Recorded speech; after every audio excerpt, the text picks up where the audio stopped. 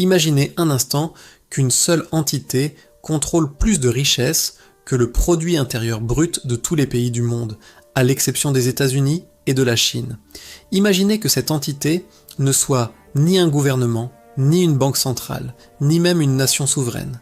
Cette entité existe. Elle s'appelle BlackRock et elle gère aujourd'hui plus de 10 000 milliards de dollars d'actifs. Pourtant, la plupart des gens n'ont jamais entendu son nom. Ce silence n'est pas un accident, c'est le résultat d'une discrétion calculée, d'une présence si profondément intégrée dans les rouages du capitalisme moderne qu'elle en devient presque invisible. Ce que vous allez découvrir n'est pas une théorie du complot, c'est l'histoire d'une transformation silencieuse de l'économie mondiale, une révolution sans armes ni slogan, menée par des algorithmes, des indices boursiers et une compréhension presque parfaite de la nature humaine face aux risques. Pour comprendre comment nous en sommes arrivés là, il faut remonter à un moment précis de l'histoire économique moderne. Nous sommes en 1988, à Wall Street. Le monde financier vient de traverser le krach boursier d'octobre 1987, un effondrement brutal qui a effacé 22% de la valeur du marché américain en une seule journée. Dans les bureaux feutrés des grandes institutions financières, une question obsédante émerge: comment mesurer et contrôler le risque avant qu'il ne se transforme en catastrophe? C'est dans ce contexte qu'un jeune gestionnaire de portefeuille nommé Larry Fink, travaillant alors pour la banque d'investissement First Boston, vit l'expérience qui allait définir sa carrière et, sans qu'il le sache encore, remodeler l'architecture même du capitalisme contemporain. Fink avait contribué à développer le marché des titres adossés à des créances hypothécaires. Ces instruments financiers complexes qui promettaient de transformer des prêts immobiliers individuels en produits d'investissement liquides et négociables. L'innovation était brillante sur le papier, mais elle contenait une faille invisible. Personne ne comprenait vraiment comment ces instruments se comporteraient en période de stress. Lorsque les taux d'intérêt ont soudainement augmenté, le portefeuille de Fink a perdu 100 millions de dollars. Pour l'époque, c'était une somme astronomique. Mais ce n'est pas la perte elle-même qui a marqué Fink, c'est la réalisation soudaine que les outils de mesure du risque disponibles étaient primitifs, inadéquats, dangereusement obsolètes. Il comprit que celui qui pourrait maîtriser cette dimension invisible de la finance, celui qui pourrait quantifier l'inquantifiable, détiendrait un pouvoir sans précédent. 2 ans plus tard, en 1988, Larry Fink fonde BlackRock, avec 7 associés et un capital initial de seulement 5 millions de dollars. Le nom lui-même est révélateur.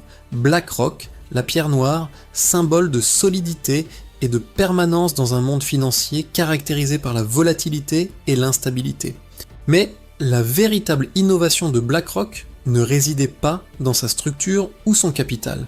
Elle résidait dans une plateforme technologique révolutionnaire baptisée Aladdin, acronyme pour Asset Liability Debt and Derivative Investment Network. Ce système n'était pas simplement un logiciel de gestion de portefeuille. C'était une intelligence artificielle avant l'heure, capable d'analyser des millions de transactions en temps réel, de modéliser des scénarios de crise, d'identifier des corrélations invisibles à l'œil humain. Aladdin était et reste aujourd'hui le cerveau invisible de la finance mondiale.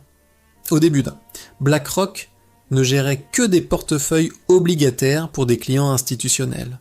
Rien de spectaculaire. Mais Fink avait compris quelque chose que ses concurrents n'avaient pas encore saisi. Dans un monde de plus en plus complexe et interconnecté, la gestion du risque deviendrait plus précieuse que la recherche du rendement. Pendant que d'autres firmes promettaient des profits mirobolants, BlackRock promettait quelque chose de plus subtil, mais infiniment plus désirable, la prévisibilité. Cette promesse, apparemment modeste, allait transformer l'entreprise en géant. La première grande opportunité vint avec la crise des caisses d'épargne américaines à la fin des années 80 et au début des années 90. Des centaines d'institutions financières s'effondraient sous le poids de prêts immobiliers toxiques.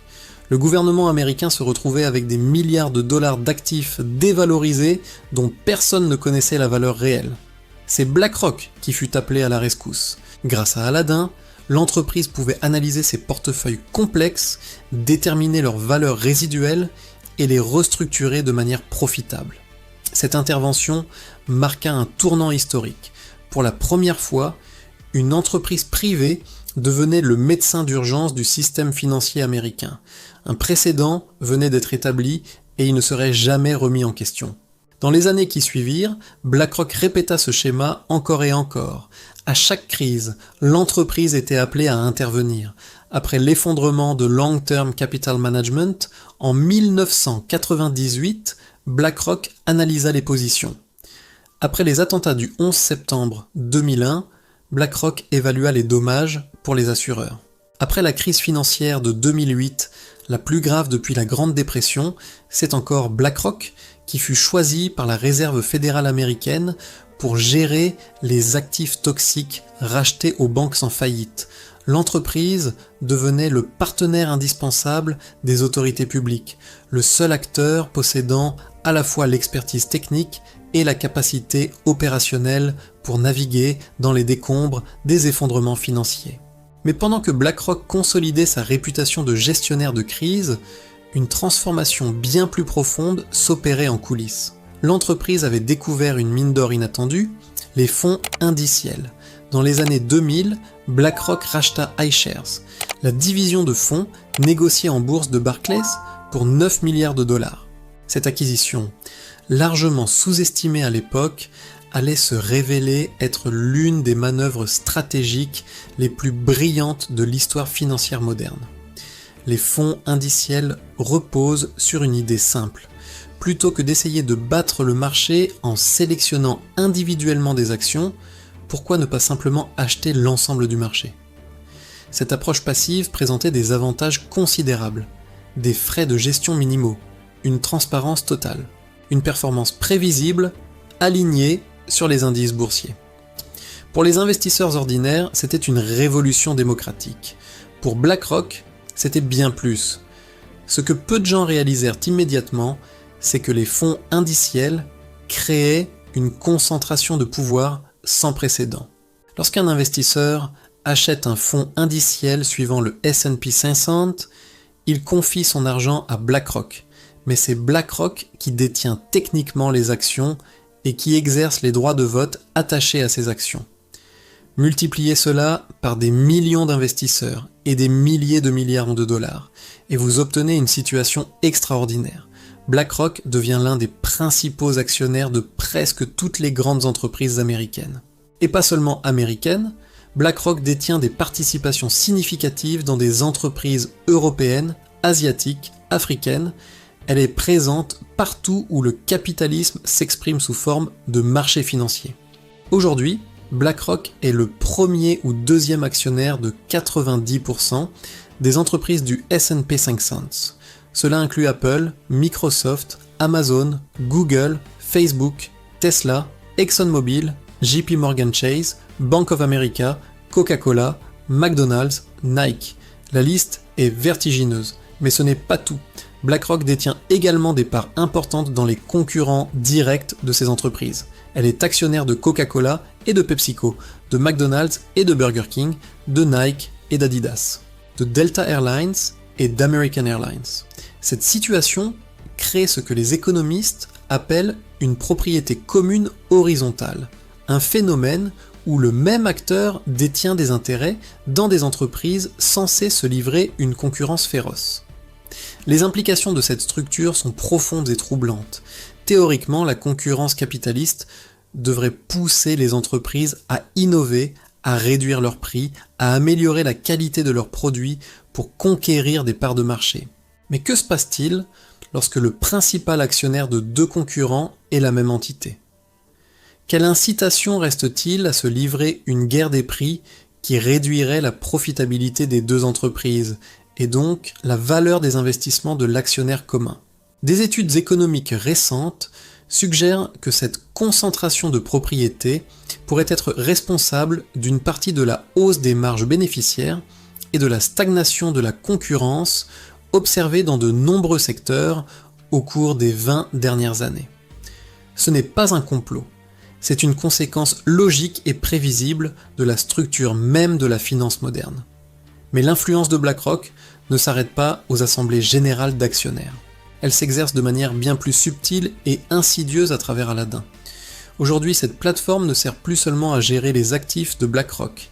Elle est vendue comme un service à des milliers d'institutions financières à travers le monde.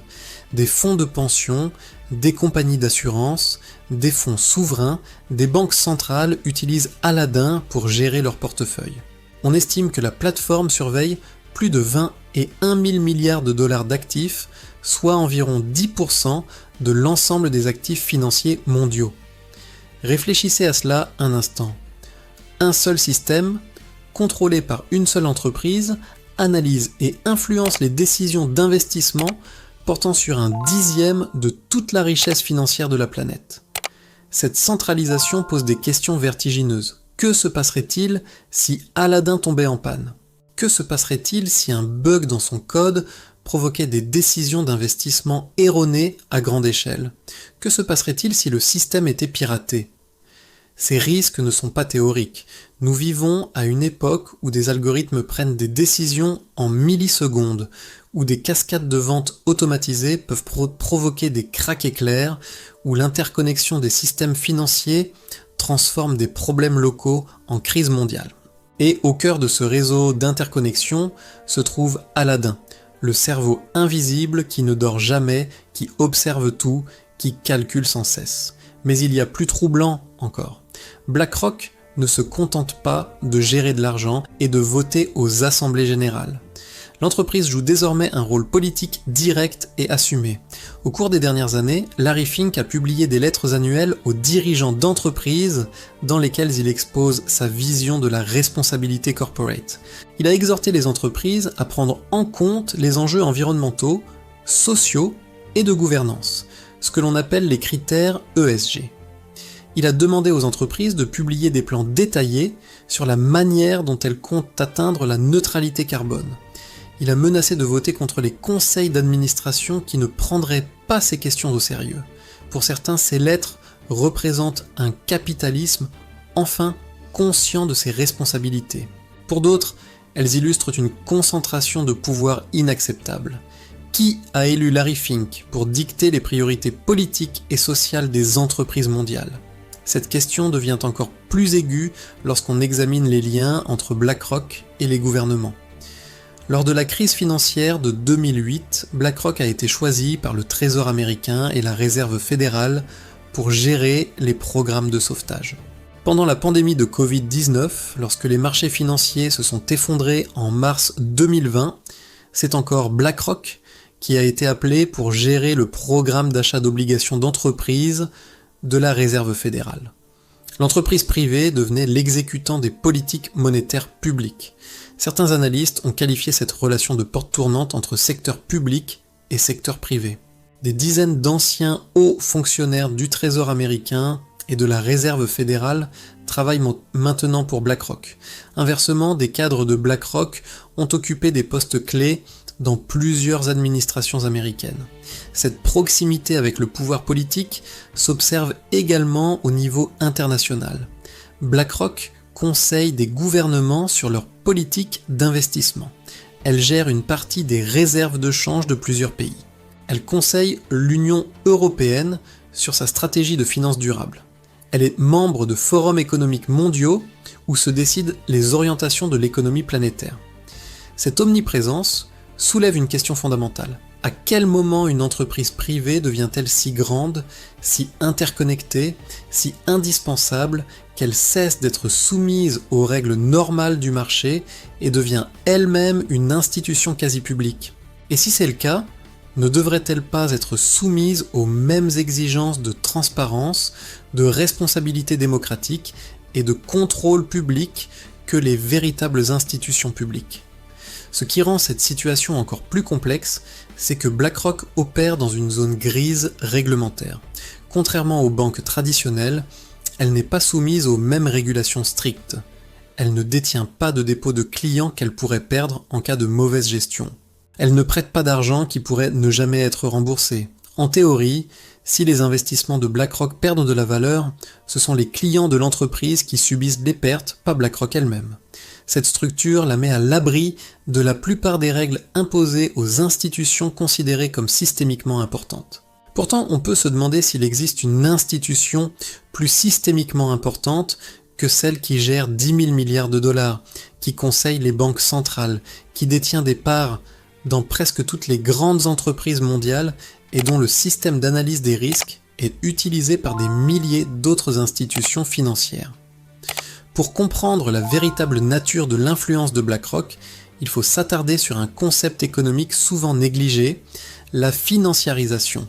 Ce terme décrit le processus par lequel les marchés financiers, les institutions financières et les motivations financières acquièrent une importance croissante dans le fonctionnement de l'économie réelle.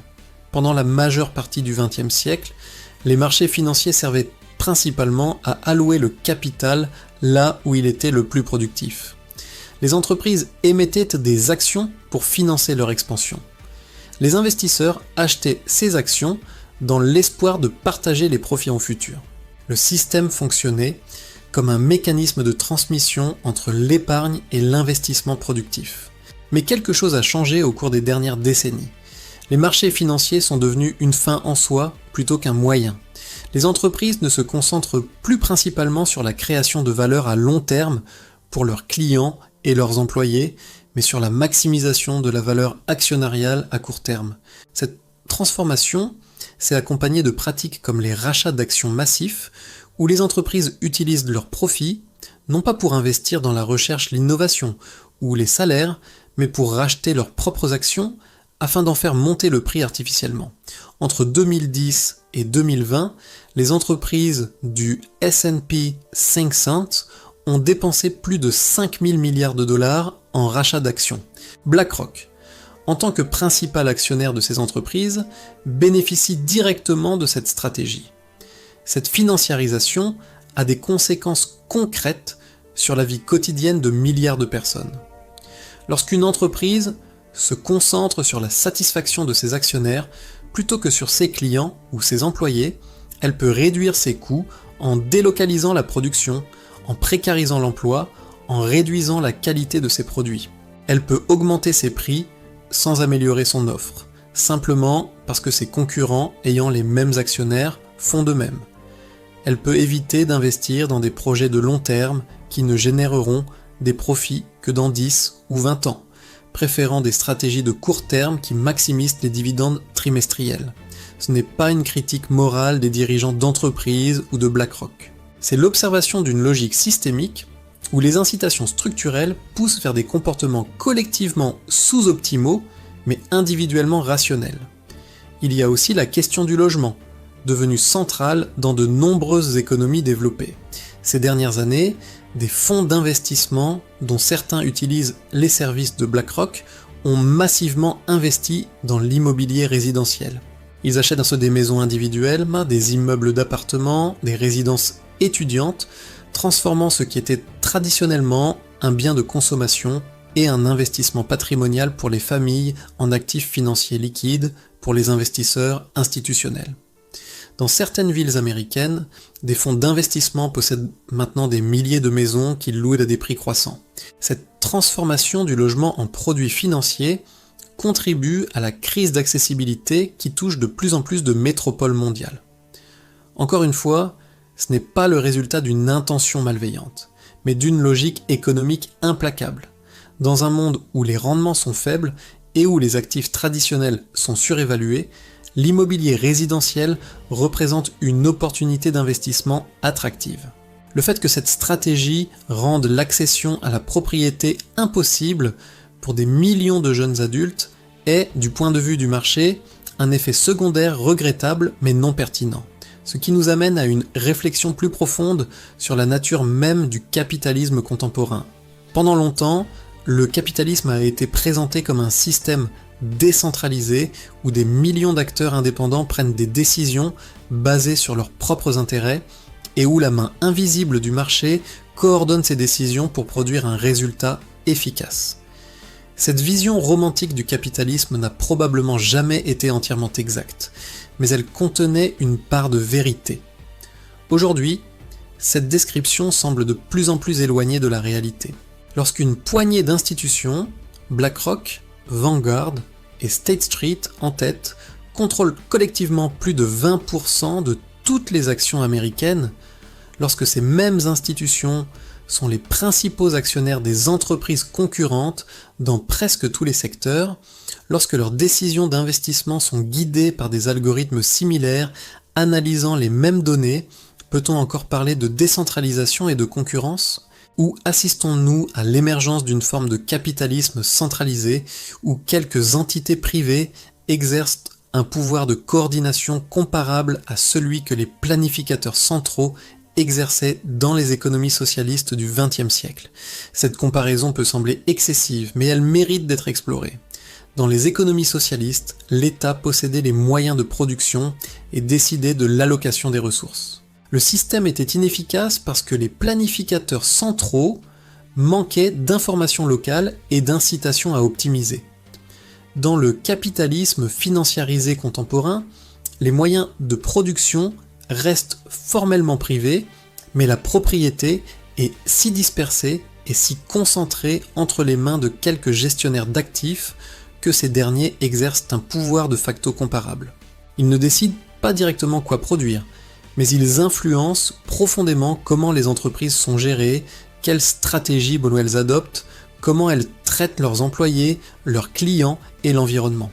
Et contrairement aux planificateurs centraux des économies socialistes, ces nouveaux coordinateurs du capitalisme disposent d'Aladin et d'autres systèmes d'intelligence artificielle qui leur donnent accès à des quantités d'informations et de capacités d'analyse que même les planificateurs les plus ambitieux du XXe siècle n'auraient pu imaginer. Mais peut-être la dimension la plus troublante de cette histoire n'est-elle pas ce que BlackRock fait, mais ce qu'elle révèle sur nous-mêmes. Chaque fois que nous investissons dans un fonds indiciel pour notre retraite, chaque fois que nous choisissons l'option la moins chère et la plus diversifiée pour notre épargne, nous participons à ce système. Nous confions notre argent à BlackRock, parce que c'est rationnel, efficace, prudent. Nous n'avons ni le temps, ni l'expertise pour gérer nous-mêmes des portefeuilles d'actions complexes. Les fonds indiciels représentent une démocratisation de l'investissement, permettant aux classes moyennes d'accéder aux marchés financiers qui étaient autrefois réservés aux riches.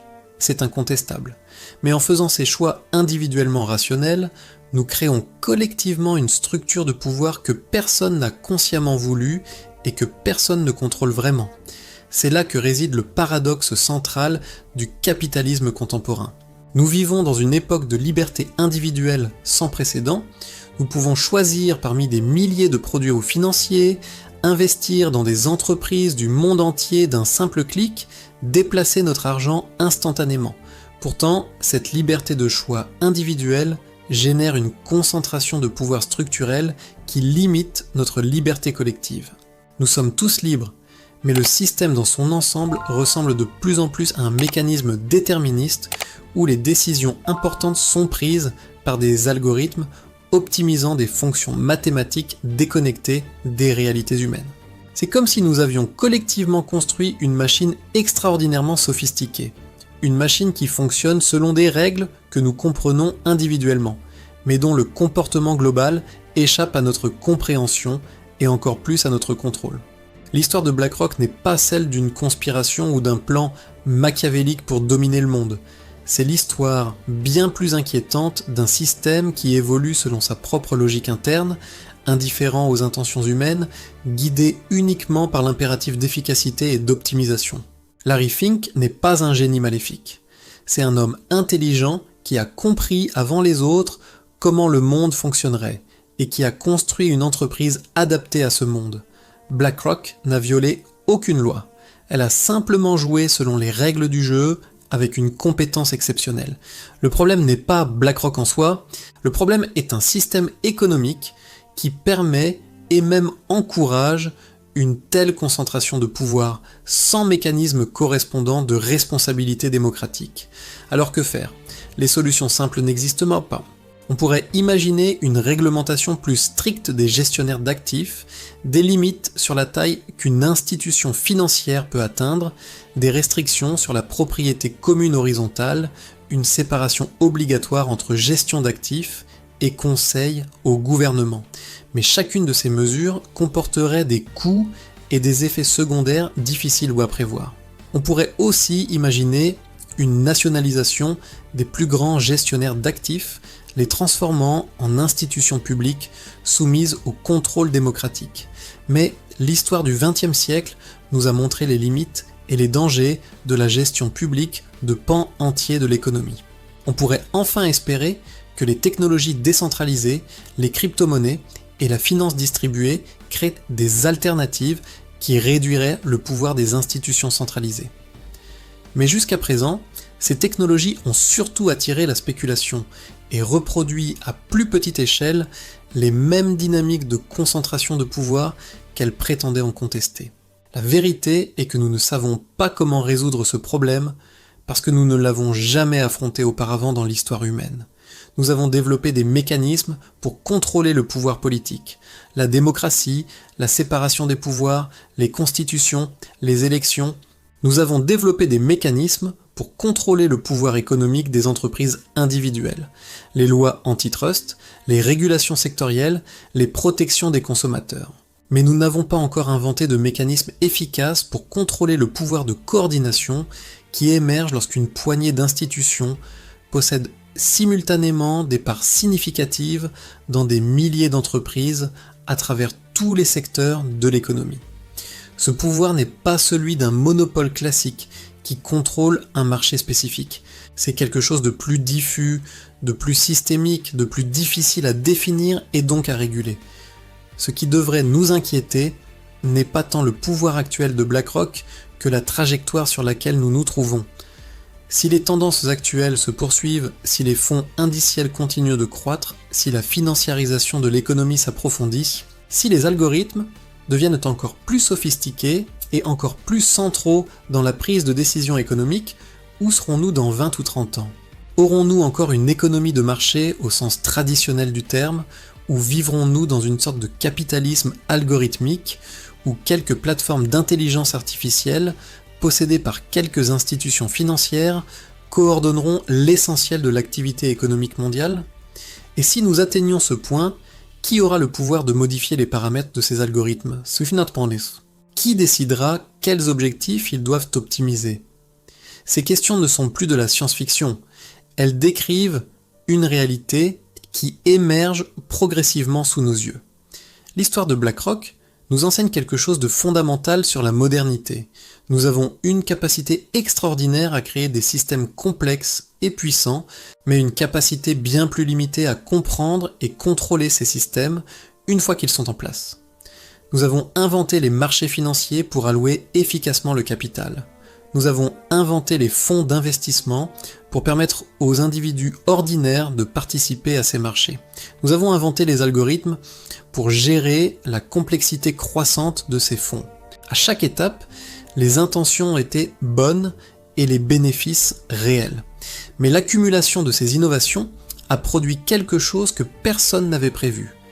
Une concentration de pouvoir économique sans précédent historique, exercée non pas par des dictateurs ou des conquérants, mais par des gestionnaires d'actifs armés d'ordinateurs et guidés par des modèles mathématiques.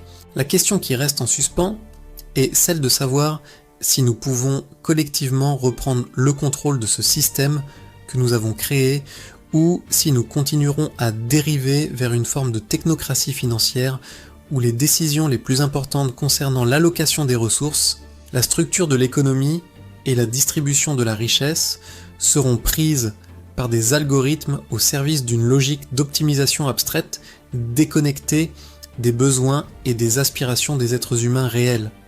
BlackRock n'est pas notre ennemi, c'est notre miroir. Elle nous montre ce que nous sommes devenus. Des créatures rationnelles qui ont construit un système si rationnel qu'il a cessé de servir nos intérêts humains profonds pour ne servir que sa propre logique interne d'efficacité et de croissance perpétuelle. Et peut-être que la première étape vers une solution est simplement de voir clairement ce miroir, de reconnaître ce que nous sommes devenus et de nous demander si c'est vraiment ce que nous voulons être.